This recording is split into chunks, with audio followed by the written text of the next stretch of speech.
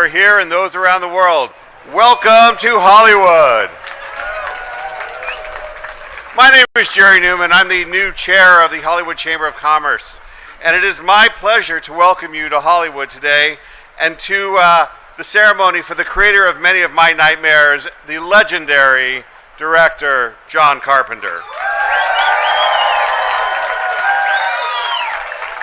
For over 60 years, the Hollywood Chamber has proudly brought the luminaries of entertainment out to you for this Walk of Fame ceremony. And it is my pleasure to welcome you here today for John Carpenter's star ceremony and to welcome people around the world to join us for that same enterprise. It is now my pleasure to introduce the Hollywood Chamber CEO and President, Mr. Steve Nissen. Take it away, Steve.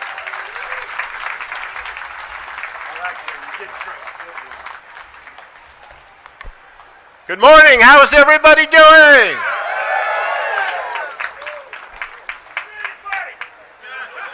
All right. Audience participation is welcome. As Jerry Newman said, my name is Steve Nissen. I'm President and CEO of the Hollywood Chamber of Commerce. Let's give an extra special hand to Jerry Newman because, as he said, he is the new chair of our board of the Hollywood Chamber. This is his very first Walk of Fame that he presides over. Jerry Newman. That doesn't mean you're getting a star. We just get recognition. All right. First, a big shout out to our fans around the world who are watching on live stream, courtesy of our media partner, Variety. Variety. Yes. We're also in front of one of the most iconic hotels in the world, the Hollywood Roosevelt, which is the site of the very first Oscar. It wasn't called Oscar then, but the Academy Awards, 1927. They started right here at the Hollywood Roosevelt. So thank you, everybody on staff at the Hollywood Roosevelt, for accommodating us and allowing us to occupy your sidewalk for this important ceremony. The Hollywood Walk of Fame recognizes achievement in the categories of motion pictures, radio, live theater, live performance, sports entertainment, recording, and television. Today, in the category of motion pictures, we honor John Carpenter.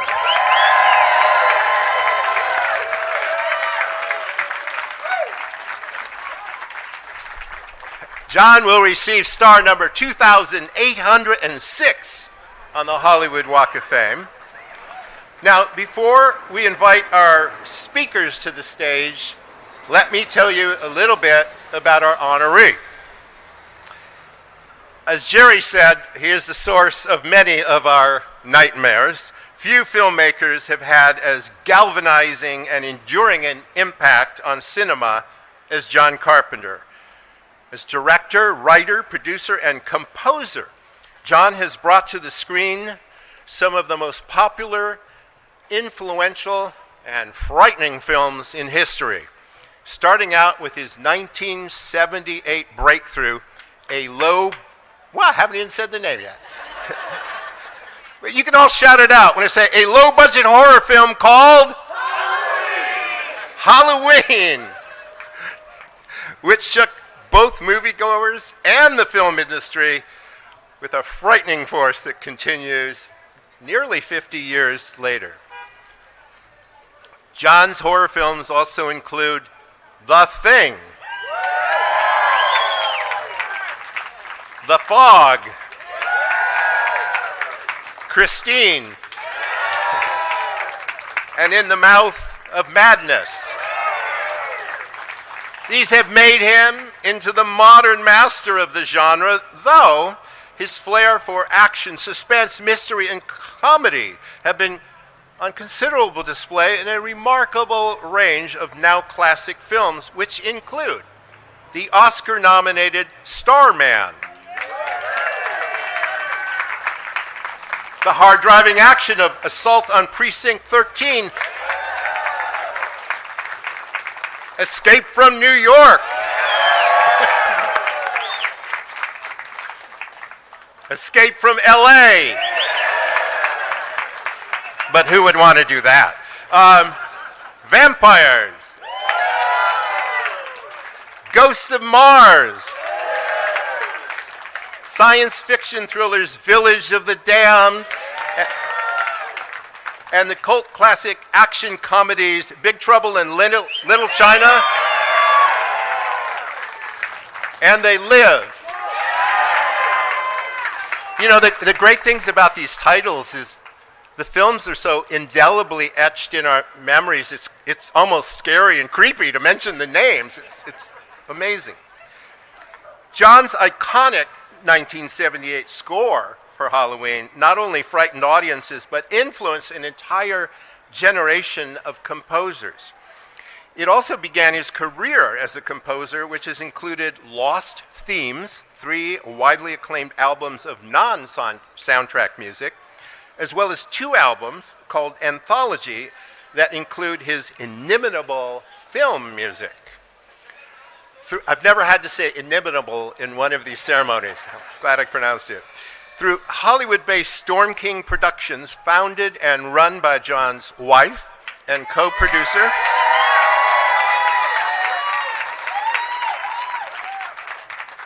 Sandy King.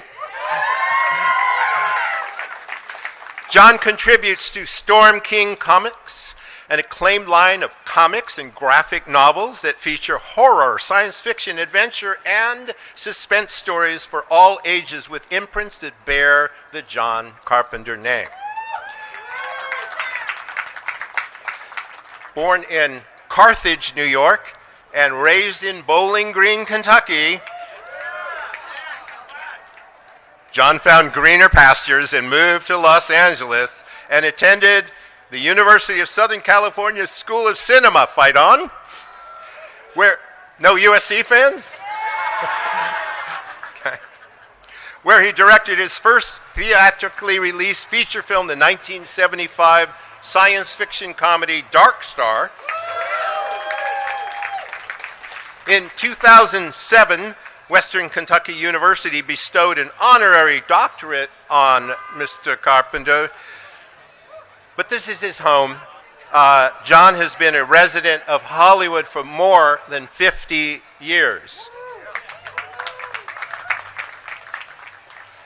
John, who received the Lifetime Achievement Award from the LA Film Critics Association earlier this year, supports a wide range of charities and is really an engaged citizen with respect to nonprofit organizations. They include the Best Friends Animal Society, ASPCA, St. Jude's, the Southern Poverty Law Center, and the Academy of Motion Picture Arts and Sciences.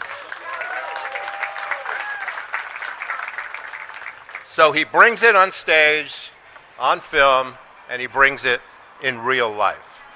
Now, before we bring you on stage, John, we have 3 friends who would like to say a few words about you. Now, we're switching up the order a little bit, so give me a moment. Our first speaker is a master of special effects and filmmaking, driven by an unwavering passion for the art of horror and practical effects. Yes, you. Over the past 3 decades, he has built an impressive career as a director, producer, and makeup effects creator, working with some of the most influential filmmakers in the industry, best known for his work as executive producer, director, and special makeup effects creator on The Walking Dead. More nightmares. He has helped shape one of television's most successful and visually groundbreaking series. His collaborations with John Carpenter include Village of the Damned and Ghosts of Mars, reinforcing his reputation for crafting gruesome yet innovative effects. Please welcome to the stage, Greg Nicotero.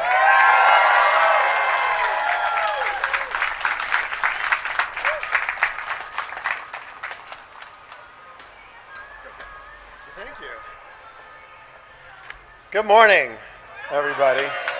Wow. Dr. Carpenter. That was a new one. I didn't know you were a fucking doctor. That's awesome. How great is that? So I'm going to start with saying everything that I'm going to say, John's going to hate.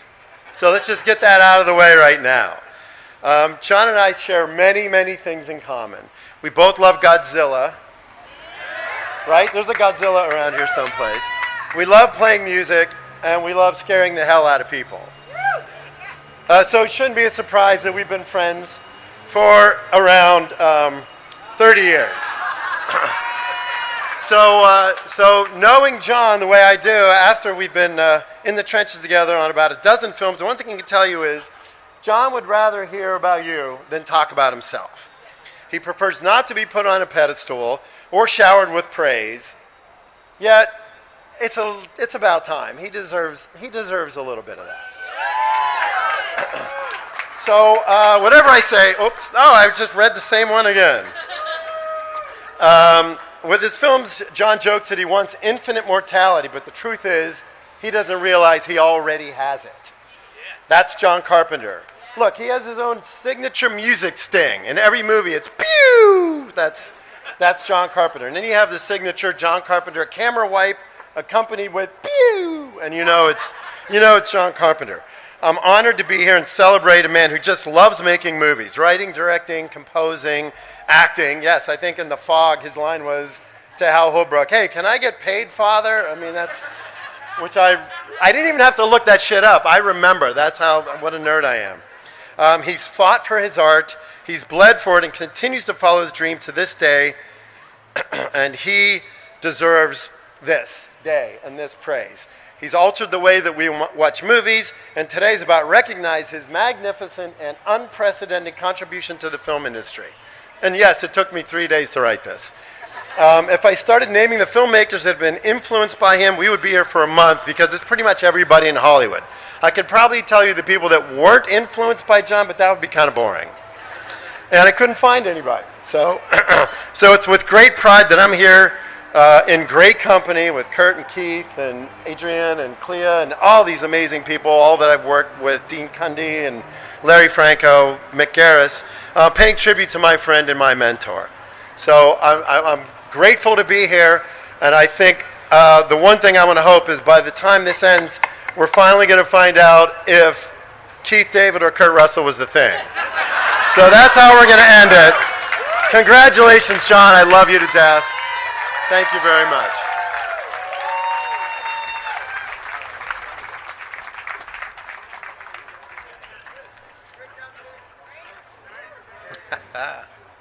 Thank you, Greg. All right, before we introduce our next speaker, we have a number of celebrity friends of John's who are in the audience today. And by the way, speaking of the audience, you all are great. You are really involved. Let's hear it for yourselves.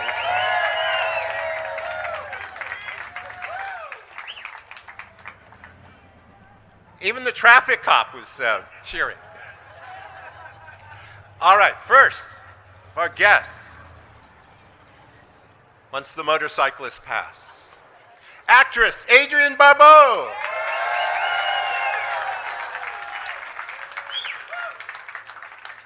Actress Julie Carmen.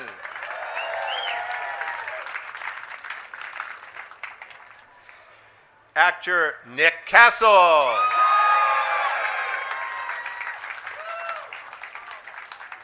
Filmmaker Dean Cundy.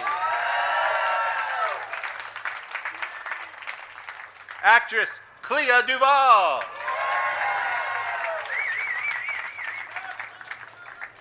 Director Mick Garris. Actor Dennis Dunn. Actress PJ Soul. And last but not least, actually one of my former neighbors, a rocker and a Hall of Famer himself, Slash.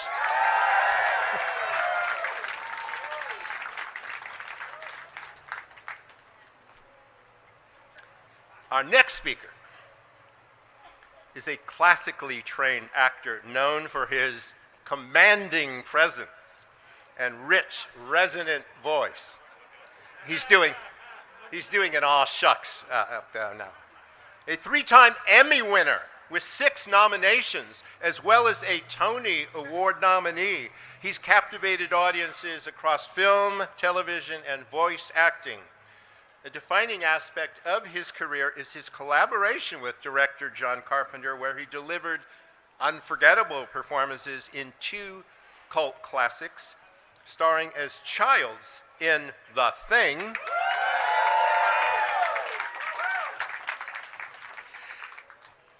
bringing intensity to one of the most iconic sci-fi horror films of all time, and he then cemented his status as a genre favorite with his role in They Live.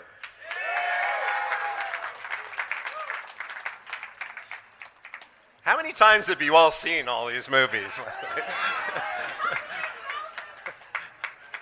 Beyond his work with John, our next speaker has appeared in major films such as 21 Bridges, Crash, Platoon, Requiem for a Dream, and Remember Me, the Mahalia Jackson Story, and many others. Please welcome to the stage Keith David.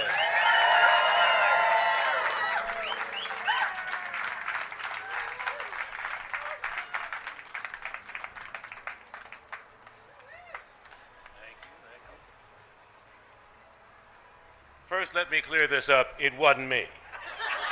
Okay?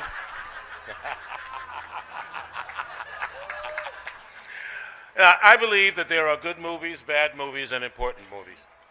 John Carpenter, my friend, makes movies that are both good and important, and at times prophetic, which makes him not just one of the best directors of all time, but a visionary. I'm so happy to be a part of this celebration because John Carpenter gave me my first movie job ever in The Thing. And here we are, 40 years later, celebrating John and his timeless works as he gets his star on the Hollywood Walk of Fame.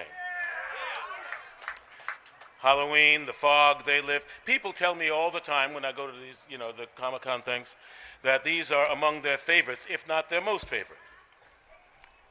I once had a teacher who would ask, do you know when you're in the presence of something beautiful?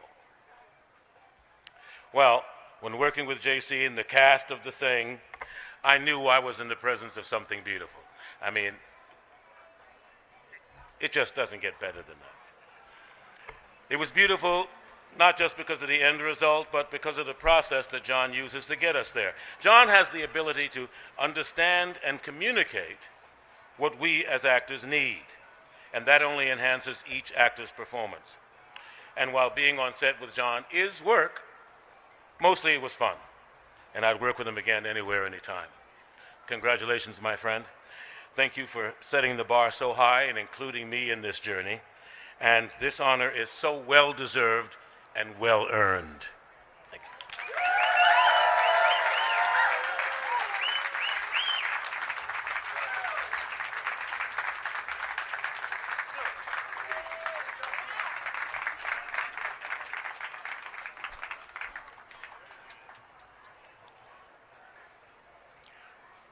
By the way, Keith, do you give voice lessons? Because we got to talk. All right, last but not least, our next speaker is a prominent actor whose career spans over 6 decades. And he's only 25 years old, so marked by a blend of action, adventure, comedy, and drama. His career started as a child with the Disney film The Computer Wore Tennis Shoes. Sorry. 10 years before that. As he transitioned into adult roles, he found success in television with his Emmy-nominated portrayal of Elvis Presley in Elvis, directed by our honoree, John Carpenter. This collaboration led to some of his most iconic roles, including the anti-hero Snake Plissken in Escape from New York and his sequel, Escape from L.A., as well as starring in John's sci-fi horror classic The Thing and cult favorite Big Trouble in Little China. But he's been in a few other films as well: Tombstone, Breakdown, Overboard, Miracle, Guardians of the Galaxy Volume 2, The Christmas Chronicles. Please welcome to the stage another Walk of Famer in his own right, Kurt Russell.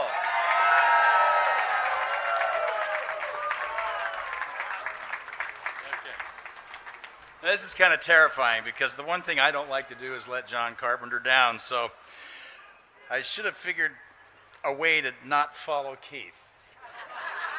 Didn't do that. Okay, before I say a few words, just a quick little story, because it'll come back to play. Maybe give you an idea of the relationship between myself and John.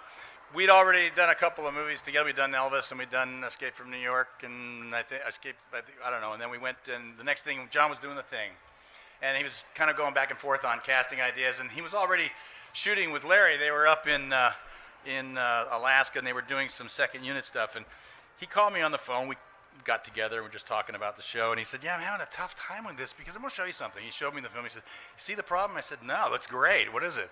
He said, well, everybody's, dressed for the cold, and they're completely covered up. Can't really, I don't know one from the other. I got like 9 guys, and I'm not sure. He said, I need somebody to hang my hat on. He started talking about the character of MacReady, and anyway, I ended up playing it. So now I got to go to wardrobe. And I go to wardrobe, and I'm still trying to figure some things out, and I see what they've got. It's, it looks good, but I keep noticing this ridiculously large sombrero over in the corner. And I kind of looking at it, and finally I said to the wardrobe gal, I said, what's the deal with the sombrero? She said, oh, that's your hat. I'm not wearing that hat. That's insane. That's a hat wearing a man. I'm in a helicopter. It won't even fit. There's no possible way. John walks in the room, and he goes, hey. And I kind of, hey, man, pointed to the sombrero, and he went, it's going to be great, man. He was right. If I had $1 for everybody who's come up to me and said, hey, your sombrero, man, I'd have more money than I made on the movie, I'll tell you that. I suppose the single most accurate accolade that quickly comes to my mind today that describes John Carpenter receiving this particular honor of a star embedded with his name on Hollywood's Walk of Fame is how totally deserving of that honor John is. There are very, very few directors whose signature is so clearly and instantly stamped upon a film that within 30 seconds of viewing it, the informed watcher can boldly and confidently say out loud, oh, that's directed by so-and-so. Well, John Carpenter is one of those rare, very few so-and-sos. A John Carpenter film is exactly that. It's John Carpenter's. He so often created the concept, the whole idea for the movie. He wrote it, directed it, produced it, wrote and performed the music for it. He built lenses, used new and innovative cameras and techniques that truly created cinematic change, etc., etc. Of course, he cast it, edited it. Now, an actor is always grateful for the opportunity to work with directors whose work they've witnessed and admired, especially if that director's work has been witnessed and admired by very large audiences, as well as official cinema aficionados, let's call them. But that doesn't always happen at the same time. A huge audience and the accolades, the recognition. In some cases, in terms of appreciation, the audience can be far, far ahead of some of those aficionados, and in some cases, for very, very various reasons, might be the other way around. They love it, but not that many people get to see it right away. Thank God for video. But with film, the advent of time itself has a very interesting and organic way of allowing the cream to rise to the top. And either way it's discovered, that test of time is undeniably a dominant factor in the overall evaluation and level of appreciation of any career. And when it comes to John Carpenter's career, that test of time has resulted in a very, very large bucket full of cream. And it was churned by the hands of John Carpenter. Obviously, an actor should and would be grateful for the opportunity to work with that director, that filmmaker. But to get that opportunity 5 times and have as much fun as we had, all of you, well, that actor should be inducted into the Lucky Hall of Fame. That would be me. It's the truth. So, John, on a very personal note, I'd just like to say thank you for the many opportunities you provided for me that nobody else would have, and the opportunities to act and just be a part of a John Carpenter film. Thanks, buddy. I appreciate it, and congratulations on today. So I'm going to leave this with you guys pondering that all the way from the beautiful hills and country roads of Bowling Green, Kentucky to Hollywood's Walk of Fame, there's nobody more deserving, my friend, than John Carpenter. Thank you.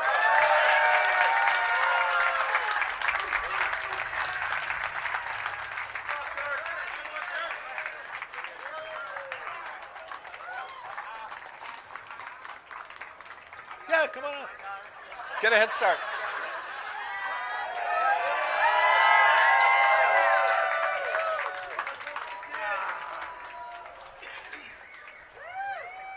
Come on down, sir. Oh, I'm going to be up here. No. Can't get rid of me. Go over there. Get out of my way. Wait. Thank you, Kurt, Keith, Greg, and I forgot. I'm dealing with a director. He's telling me what to do, but that's not in the script. Go. Out of the way. Well, we have a few more things. We have a special presentation for you, and then we'll get to the moment we've all been waiting for. So, 2,805 stars have preceded you. Stars of creativity and genius and innovation. But there's only one John Carpenter, and you will get star number 2,806 in just a moment to add to this amazing pantheon. So this really is a street of dreams, but it's also a real place in the city of Los Angeles. And while the Chamber of Commerce administers this on behalf of the city, we're proud to have the city present you with a resolution courtesy of our council member, Hugo Soto Martinez. So, Council Member Soto Martinez, come on up. God, no. This is a photo opportunity. Yes, sir. We'll do this quick. Please. Thank you so much, and good morning, everyone. I just want to thank Steve and Jerry from the Hollywood Chamber, our very wonderful special guests here today, and of course, the legend himself, John Carpenter. And so, give him a round of applause. You know, as a council member of this district, I think it's really important to recognize folks. But since we want to move along, I just want to give John, on behalf of the city of Los Angeles, a recognition for all his amazing work that he's done. And so on behalf of the city of Los Angeles, congratulations on becoming a legend on the Hollywood Star. Yeah. Thank you, man. Thank you. Thank you very much. Who wants to carry this? One more thing. Would you get going, please? All right, Director Carpenter said, would you get going already? So, on behalf of the Hollywood Chamber of Commerce, it is my honor and pleasure to declare today John Carpenter Day in Hollywood! Yeah, baby. Thank you. Thank you very much.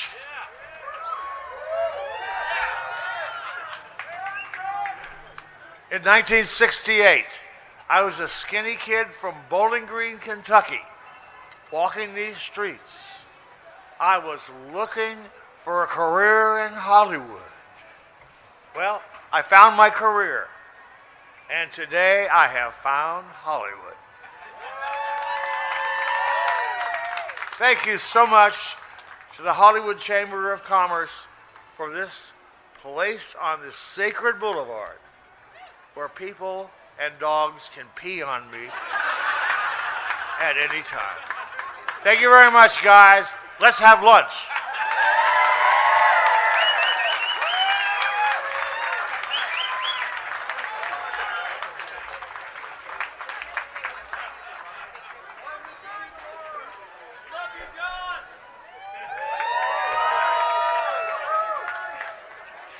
Well, that's not all people do on the Stars on Hollywood Boulevard, but 10 million visitors a year come here, and now they'll get to see star number 2806 with John Carpenter, and we are going to unveil it now.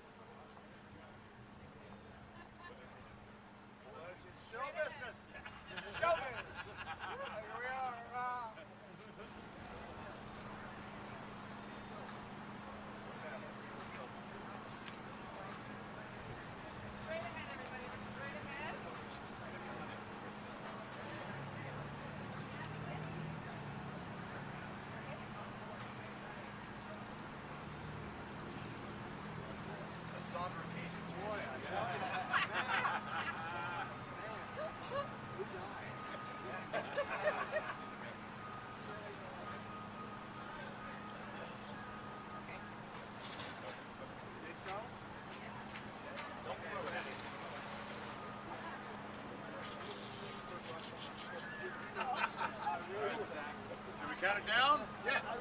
Count it down.